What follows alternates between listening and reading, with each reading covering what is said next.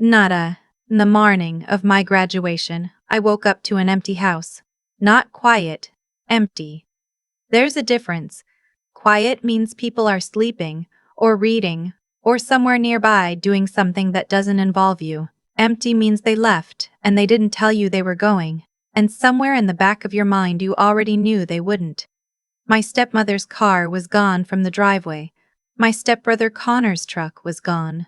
My stepsister Paige's little white sedan, gone. My father's SUV, the one he'd bought 6 months ago with money I later learned wasn't entirely his to spend, gone. On the kitchen counter there was a note. I almost didn't read it. I almost just poured myself a glass of water and went back upstairs to finish getting ready. But something made me pick it up. Maybe I already knew what it said, and some part of me needed to see it written down to finally believe it. We're heading to the venue early to get good seats. Don't wait for us. That was it. No good luck. No, we're proud of you. Not even my name. I stood in that kitchen in my graduation gown, a gown I had ironed myself the night before because no one else offered, and I read that note 4 times. Then I folded it very carefully, put it in the pocket of my gown, and I did not cry. I had gotten very good at not crying by then. My name is Nora. I was 22 years old the day I graduated from college, and I did it entirely alone. No one in the audience held a sign with my name on it. No one rushed the field afterward to hug me. I shook the dean's hand, accepted my diploma, and walked back to my seat, while all around me families were screaming and crying and taking photos. I watched a woman 2 rows ahead of me get lifted off the ground by her father. She laughed so hard she dropped her diploma. He picked it up and held it over his head like a trophy. I looked away. I want to tell you that I was used to it by then, that it didn't touch me anymore. But that would be a lie, and this story, my story, is not going to have any lies in it. There have been enough of those. My mother, Catherine, died when I was 9 years old. Ovarian cancer. Swift and unforgiving. I remember the last morning she was well enough to make breakfast. She made blueberry pancakes and let me pour in too much syrup, and she didn't say a word about it. She just watched me eat and smiled like she was memorizing something. 3 months later she was gone. My father Richard grieved for approximately 8 months. I know this because the following spring, he introduced me to Diana. Diana was polished in the way that some people are polished, smooth on the surface, with nothing soft underneath. She had 2 children from her first marriage, Connor, who was 14 when I met him at 11, and Paige, who was 12. Both of them had their mother's eyes and their mother's talent for making you feel small without ever raising their voice. My father married Diana 16 months after my mother died. I was in the wedding. I wore a lavender dress that Diana picked out, and I stood very still during the ceremony and told myself that my mother would have wanted me to be kind. I tried to be kind for a very long time. What I didn't understand then, what I wouldn't understand for another 11 years, was that kindness without boundaries is just permission. And I gave them permission to treat me like a guest in my own home for the better part of my childhood. I was the one who did her own laundry at age 10. I was the one who made her own lunch while Diana packed elaborate bento boxes for Connor and Paige. I was the one who sat in the back seat on every family trip, who got the smallest bedroom when we moved to a bigger house, who learned very early that asking for things only made the silence louder. My father saw it. I know he did. There were moments, small, fleeting moments, when he would look at me across the dinner table with something like guilt in his eyes. But guilt without action is just discomfort. And my father had become very good at being comfortable. By the time I left for college, I had learned to need very little. I applied for scholarships I didn't tell anyone about. I got a part-time job the first week of freshman year. I called home on Sundays, and the calls lasted between 4 and 7 minutes, and I counted once. My father always sounded distracted. Diana never came to the phone. I told myself it was fine. I told myself I was building something. I told myself that one day I would graduate and get a job and have a life that was entirely my own, and none of it would matter anymore. I graduated on a Saturday in May. The ceremony ended at noon. I drove myself back to the campus parking lot, changed out of my gown in the back seat of my 10-year-old Honda, and sat there for a while with the windows down. My phone showed 2 texts, one from a college friend saying congratulations, one from a number I didn't recognize. Nora. My name is Margaret Calloway. I was your mother's attorney.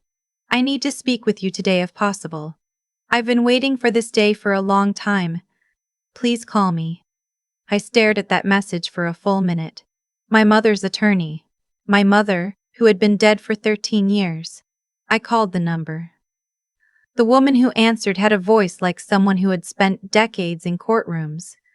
Measured, precise, with a warmth underneath that she didn't try to hide. She asked me if I was somewhere I could talk privately. I told her I was sitting in a parking lot. She said that would do just fine. What Margaret told me in the next 20 minutes rearranged everything I thought I knew about my life. My mother had a trust. She had established it 2 years before she got sick. Funded primarily by a life insurance policy and an inheritance from her own father. My grandfather, a man I'd only met a handful of times before he passed. A quiet man who smelled like cedar and coffee, and had a habit of watching me with serious, careful eyes like he was deciding something. The trust was structured specifically for me. Not for Richard's children.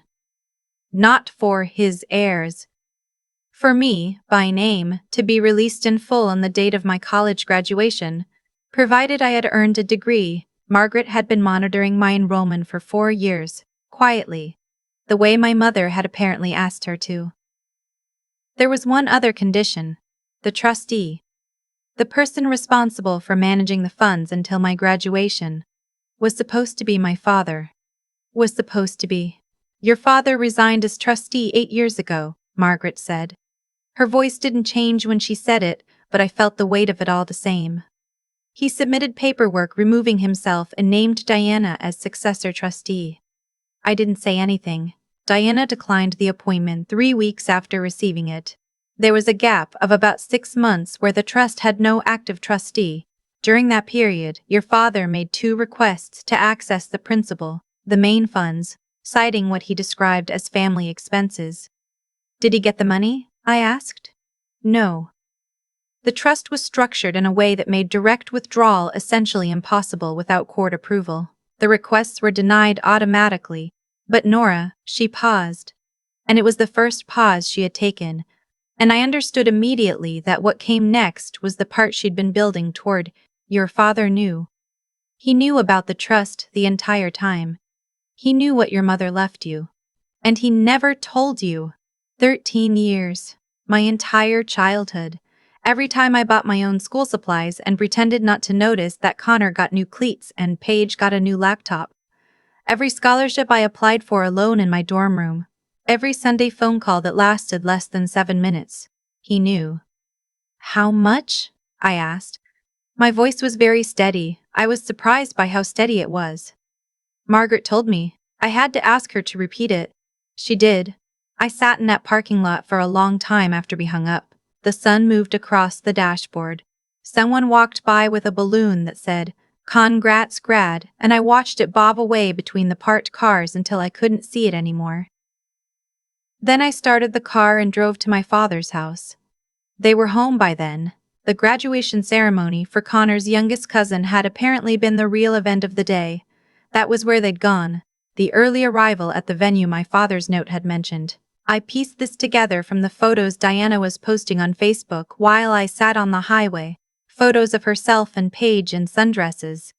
Champagne flutes in hand, captions so proud of our family today. Our family. I pulled into the driveway. My father's SUV was there.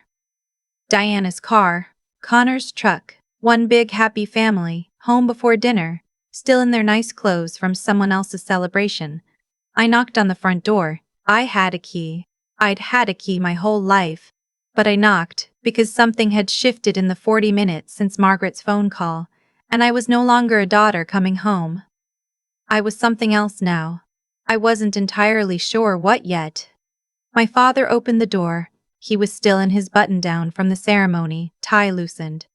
He looked at me with the particular expression I had catalogued over years, Mild surprise, mild guilt, the slight tension around the eyes that meant he was already calculating how long this would take.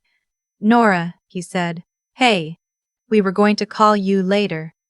I'd like to talk to you, I said. Inside.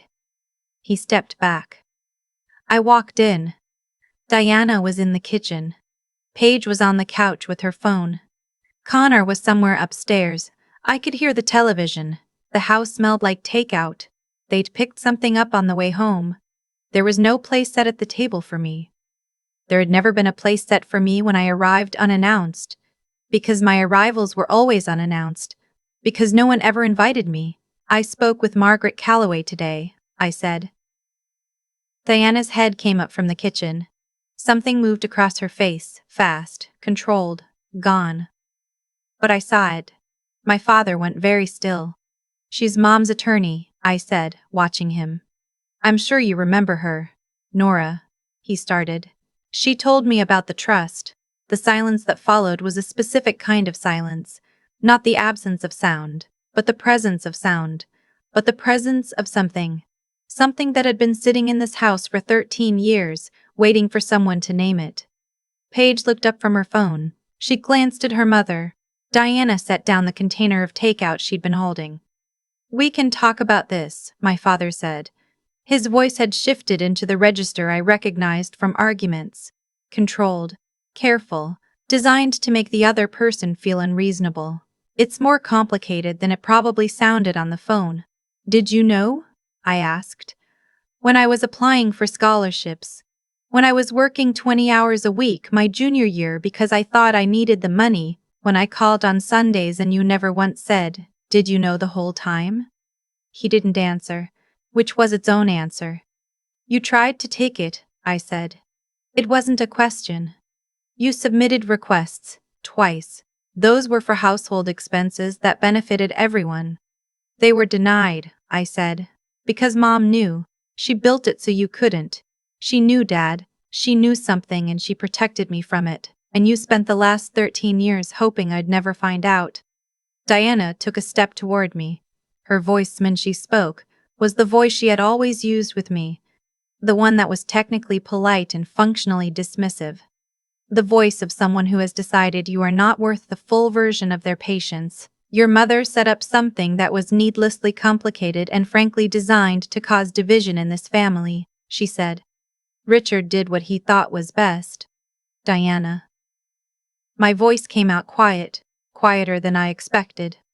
I'm not talking to you right now. She blinked.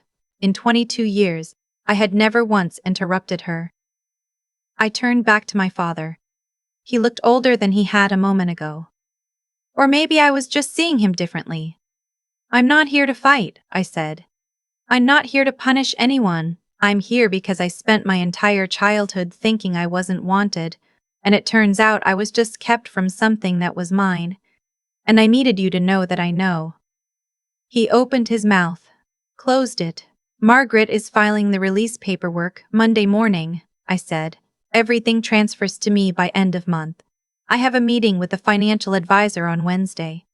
I have a second meeting with a real estate agent on Thursday because I'm going to find my own place and I am not going to need anything from anyone in this house ever again. I picked up my bag. I had set it down by the door when I came in. A habit. 11 years of leaving it by the door in case I needed to leave quickly. And I picked it up now. Congratulations to Connor's cousin, I said. I hope it was a nice ceremony. I left. I sat in my car in the driveway for exactly 90 seconds, because I needed to let my hands stop shaking before I drove. Then I backed out onto the street and I did not look back at the house. I want to tell you that the next part was easy. That I rode off into some clean, cinematic sunset and never looked back. But real life doesn't work that way, and I promised you no lies. The next 3 weeks were hard, not because of the money. The paperwork went smoothly. Margaret was extraordinary. By the end of the month I had access to funds that still made my eyes blur when I looked at the account balance. But because of the grief, because it turned out that knowing the truth and processing it are two different things, and I had 13 years of material to process, I thought about the blueberry pancakes. I thought about my mother watching me pour on too much syrup, I thought about the way she smiled, and whether she had known then that she was going to be gone, and whether she had understood that she needed to build something to protect me before she left. She had understood. She had done it quietly, without drama, without confrontation. In the careful, methodical way she apparently did everything. She had loved me forward, into a future she wasn't going to see. I cried about that. I cried a lot actually, in the privacy of the small furnished apartment I rented for the first month while I looked for something permanent. I let myself cry in a way I hadn't let myself in a very long time. Because I had the space to do it now, and because I was starting to understand that the crying wasn't weakness. It was just the sound of things finally being allowed to land. My father called twice in the first week. I didn't answer. He left voicemails that were long and somewhat incoherent and full of the language of men who have been comfortable for a long time and are suddenly not. He mentioned Diana's medical expenses. I later learned she had some ongoing health costs he'd been managing. He mentioned that the house needed a new roof. He mentioned that he had always intended to tell me that the timing had never been right, that he hoped I understood how complicated things had been. I saved the voicemails. Not to use against him. Just because I wanted documentation that he had called. So that later, if I ever started to wonder whether I had imagined all of it, I could listen and remember. Paige texted me once. It said, "Must be nice." I did not respond. Connor didn't contact me at all, which was the most honest thing he'd ever done. Margaret and I had lunch 3 weeks after the graduation. She was in her early 60s, with silver hair cut short and reading glasses she kept losing on top of her head. She had known my mother since law school. She told me things about her I'd never known, that my mother had been funny, genuinely funny, the kind of person who could make an entire room laugh without trying. That she'd been stubborn in the best possible way. That when she set up the trust, she had been absolutely clear-eyed about what she was doing and why. She said to me, "Margaret, I don't know what's going to happen after I'm gone. I can't control it, but I can make sure Nora has a door to walk through when she's ready." He, Margaret told me, stirring her coffee. That's exactly what she said, a door to walk through. I thought about that for a long time. A door to walk through. I found my apartment in July. 3rd floor, 2 bedrooms, a window in the kitchen that faced east and got good morning light. I bought a kitchen table and 4 chairs, which felt extravagant for a person living alone, but I liked the idea of having extra chairs, of being the kind of person who might, someday, have people to fill them. I hung my diploma in the hallway. Just mine, on a plain white wall, in a simple frame. The first time I walked past it after I hung it, I stopped and looked at it for a moment. Nobody carried me across a football field. Nobody screamed my name. Nobody held a sign. But I walked through the door. I've been in my apartment for 3 months now. I am employed at a non-profit that works with children in foster care. Work I found through a contact Margaret introduced me to. Work I find myself thinking about on weekends when I'm not there. I am in therapy, which I started 6 weeks ago and which is harder and more useful than I expected. I talk to Margaret once a week, about nothing in particular, about everything. She is the closest thing I have to family right now, and I have decided that family is not a word that belongs only to blood. My father reached out again last month. A card, this time handwritten. He said he was sorry. He said he thought about me every day. He said he hoped I was well. I read it 3 times. Then I put it in a drawer. I am not ready, and I may not ever be. And I have learned, finally, that I am allowed to decide that. I am allowed to decide that.